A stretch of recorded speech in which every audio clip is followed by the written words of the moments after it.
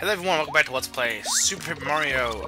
Today we're going to begin our quest to go into the Pit of 100 Trials Flipside. Now there is a Pit of 100 Trials Flopside, but you can't reach it until you complete the Pit of 100 Trials Flipside first. So let's do this one. That is the easier of the two, obviously. Now, right here, yeah, you had to open up the pit. You have to go through the other way. You saw me open it up. So now we can enter the Pit of 100 Trials. You can do this as early as when you can open it, but you know, you should be kind of prepared. It can be tricky and have healing items. So basically, here's how the pit works for Super Mario. Now in TTYD, you had battles, you know, turn-based battles with foes, and you can't really do that with SPM. So basically, one enemy in each room is going to have a key, and the key is what is going to allow you to exit the room. So basically your goal is to kill the enemy with the key, grab the key, and leave the room. It's kind of a cool concept for, you know, trying to apply the pit to, you know, platforming. So I do commend them of that. It's also nice how it has like this kind of Game & Watch style to the graphics, and how the background, as you can see, it's got Flipside and Flopside Tower, and it's going to show basically all the places we've been in the game. So like for the Flipside pit, the first 4 chapters are going to be shown. The first 4, where you got the first 4 pure hearts rather. Things to bring into the pit. Well, you need, again, healing items. For this, I really recommend not bringing any. You can bring some defensive items, but I really recommend just bringing healing items. That's what you're going to need more than anything else. And again, I prefer using Bowser. Really, there's some rooms that it's better not to use Bowser, but Bowser is my go-to guy. But a few things you should make. Again, Super Shroom Shakes you can turn into Shroom Steaks, and those steaks are 70 heals as opposed to 50. Ultra Shroom. And Ultra Shroom Shakes cost 300 at the store, so you again, when I talked about like grinding in Chapter 8.3, you can make a lot of money from that too, so I do recommend maybe earning some money through that.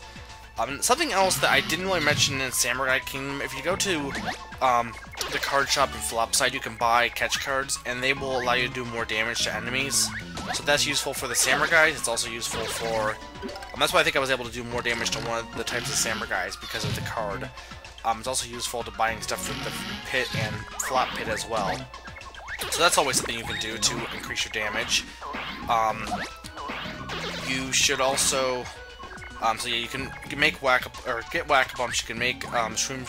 You should really cook any of the shakes, because you get like more damage, more healing powers if you cook them. And yeah, this is clearly not going to work by doing that.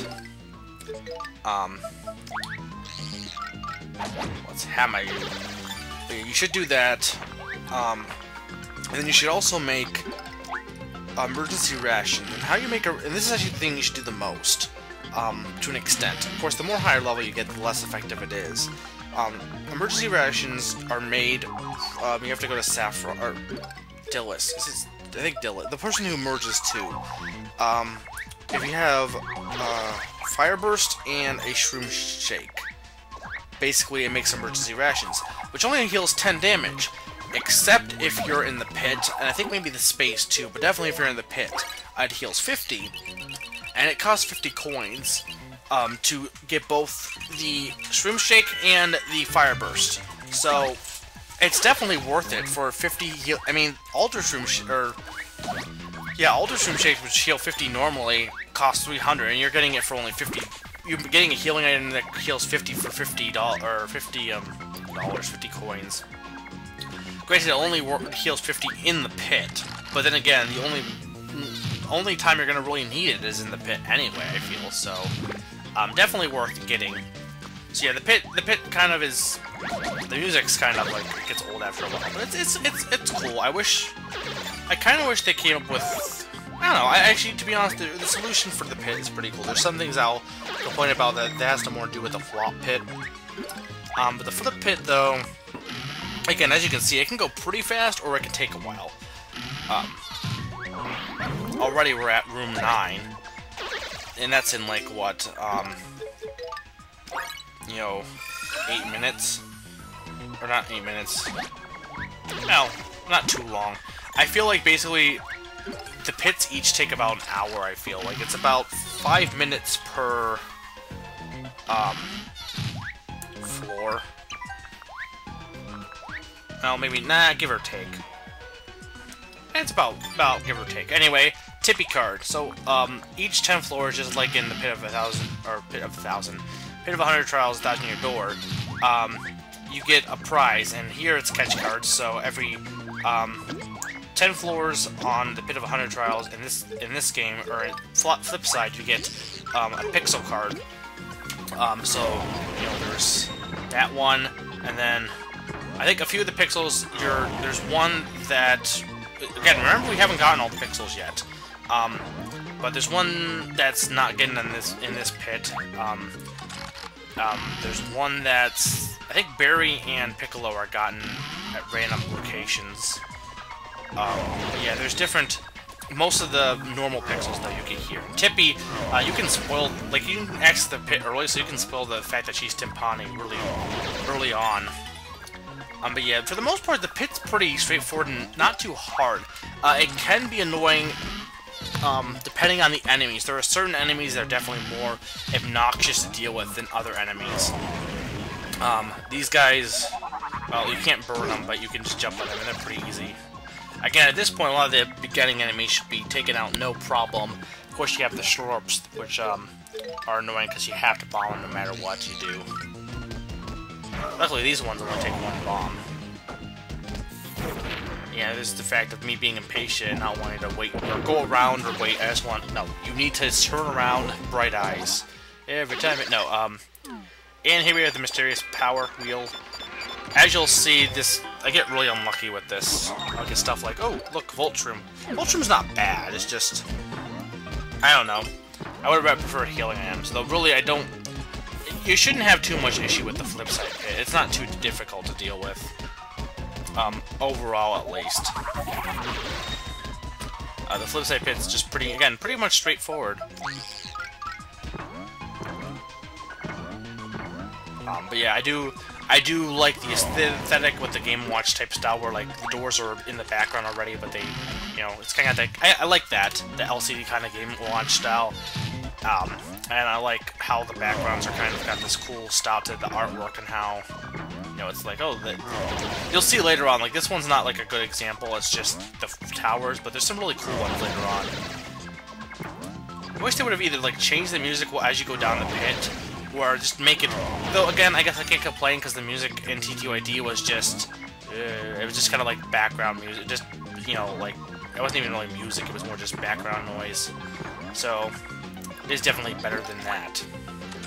But this can get kind of old after a while, especially because of how long these... Well, again, I almost feel like this takes less time than the Samurai Kingdom. Again, because it can either take a long time because you're rushing through it, or it'll take no time because you're just, you know, can't find where the key is. Like, sometimes I had times where, like, an enemy was right next to the door and I got the key right then. Other times where I had to kill every single enemy to get the key. Some enemies being more difficult to kill than others. These ones can be annoying right here because they'll go on ceilings, and then you, again, impatient. But then again, when you're doing a pit this long, you don't really deserve, or patience is not something that needs to be had. You just want to get it done.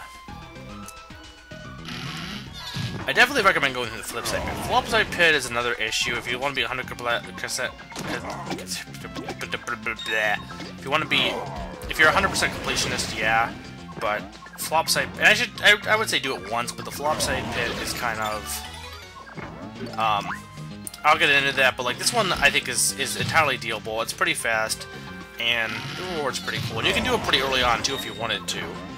But you'll see why I don't like the Flopside pit as much when we get to that. But that's gonna be a while because we have the Flipside pit to do.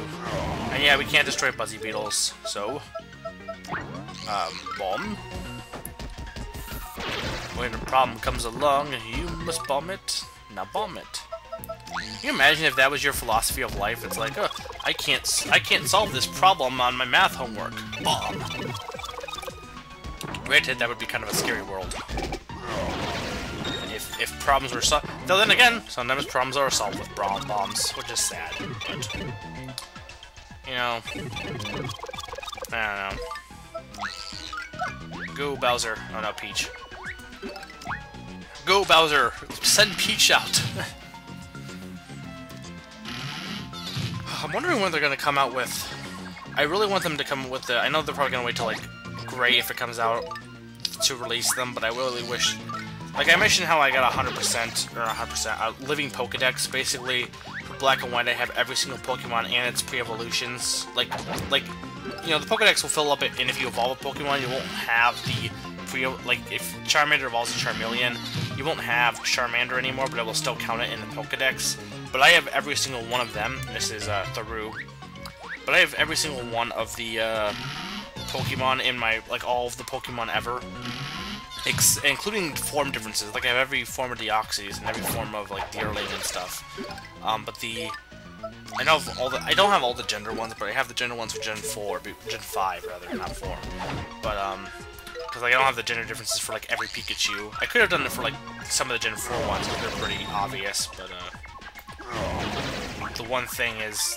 I really wish they would release the special Pokemon, because, the 4th Musketeer and the... I mean, I guess Genesect looks pretty cool, too, but I want to have them all so I can just have a complete Pokedex, and also because, you know... I don't know, I want the special Pokemons.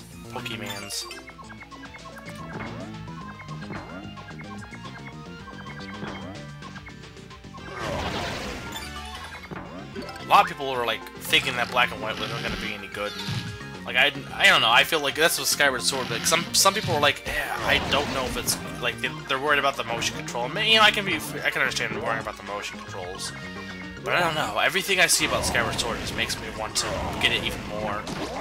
I mean, granted, I could be hyping myself up to disappointment, but I feel like I never, no, not never, but I try not to, really hard try not to, make my disappointment get to the level of just unrealism.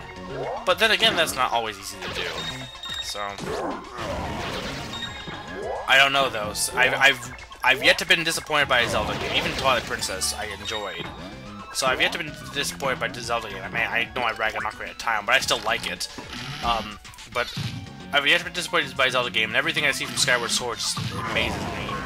So then you have people like X-Play there, or yeah, X-Play, which is like, we saw Uncharted, and Uncharted was amazing, but you look at these graphics, and they're just horrible and awful, and...